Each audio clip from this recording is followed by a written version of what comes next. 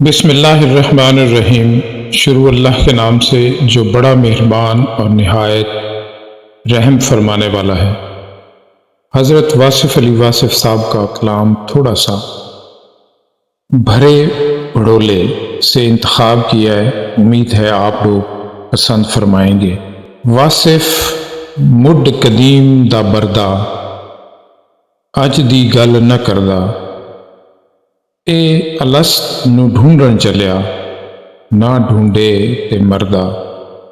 اس دے راز انوکھے دس دے، ہتھی بازی ہردا۔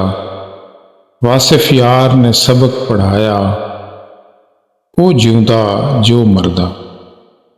عقل کی کروڑوں دلیلیں اللہ تعالیٰ سے ایک گناہ معاف نہیں کرا سکتی، لیکن ندامت کا ایک آنسو زندگی بھر کے گناہ معاف کرا سکتا ہے۔ خاموشی کو بولنے پر اس لیے فوقیت ہے کہ بولنا جسم کا عمل ہے اور خاموشی روح کا عمل ہے۔ جو شخص یہ کہتا ہے کہ اللہ تم پر ناراض ہے، دراصل وہ خود ہی تم پر ناراض ہوتا ہے۔ خدا کے ناراض ہونے کا کسی کو پتہ نہیں۔ اللہ تعالیٰ نے کسی کو اطلاع نہیں دی کہ میں اس شخص پر ناراض ہوں۔ بغیر وجہ کے ضرور معاف کر دینا، یہ بھی ایک صدقہ ہے، اور یہ صدقہ ضرور دیا کرو۔ عظیم آدمی ہونے کے لیے چھوٹی خواہش نہ کرنا، اور یہ چھوٹی خواہش پیسہ ہے۔ جس شخص کو اس نے پیدا ہونے سے پہلے اسلام دے دیا، اب اللہ نے اس کے ساتھ کیا کرنا ہے؟ اللہ تو آپ پر پہلے فضل کر چکا۔ نااہل کو اہلیت کا مقام مل جائے تو اس کا ایمان بھی خطرے میں ہوگا اور اس کی جان بھی خطرے میں ہوگی۔ یہ یاد رکھو، ماں باپ کی خدمت اتنی کر لو کہ وہ بے ساختہ آپ سے خوش ہو جائیں، پھر ساری باتیں پوری ہو جائیں گی۔ عبادت غرور پیدا کر دے تو مارے گئے، برباد ہو گئے۔ گناہ عاجزی پیدا کر دے تو شکر ہے بچ گئے۔ بیماری میں خیرات کرو، بیماری میں عبادت کرو، بیماری میں جائزہ لو۔ کچھ لوگ ایسے تو نہیں جنہیں آپ نے معاف نہیں کیا؟ کچھ لوگ اگر ایسے ہیں جنہوں نے آپ کے ساتھ ظلم کیا تو انہیں معاف کر دو، تب آسانی ہو جائے گی۔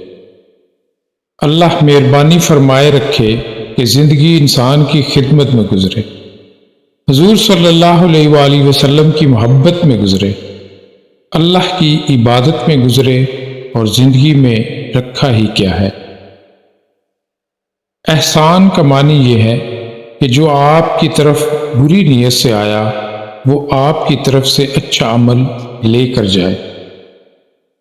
جب سایہ قد سے بڑا اور باتیں اوقات سے بڑی ہونے لگ جائیں تو سمجھ جائیں کہ سورج غروب ہونے والا ہے۔ ایک آدمی اگر غریب ہو تو غریب تو وہ اس وقت بھی ہوتا ہے جب کسی کو اپنی غریبی کا بتا رہا تھا، تو وہ اب بتانے کے بعد بھی غریب ہی ہے۔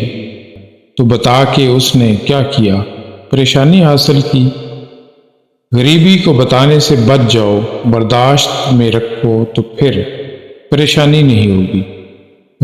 غریبی کا جو ذکر کرتا ہے کہ ہم بڑے غریب ہیں، بڑے پریشان ہیں، تو یہاں سے پریشانی شروع ہو جاتی ہے۔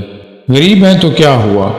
جس طرح وہ امیر ہے تم غریب ہو، وہ اپنی زندگی گزار رہا ہے، تم اپنی زندگی گزارو۔ بیان کرنے میں پریشانی ہوتی ہے۔ آپ کا اصل ساتھی اور آپ کا صحیح تشخص آپ کے اندر کا انسان ہے، اسی نے عبادت کرنی ہے اور اسی نے بغاوت۔ وہ دنیا والا بنتا ہے، وہی آخرت والا۔ اسی اندر والے انسان نے آپ کو جزا اور سزا کا مستحق بنانا ہے۔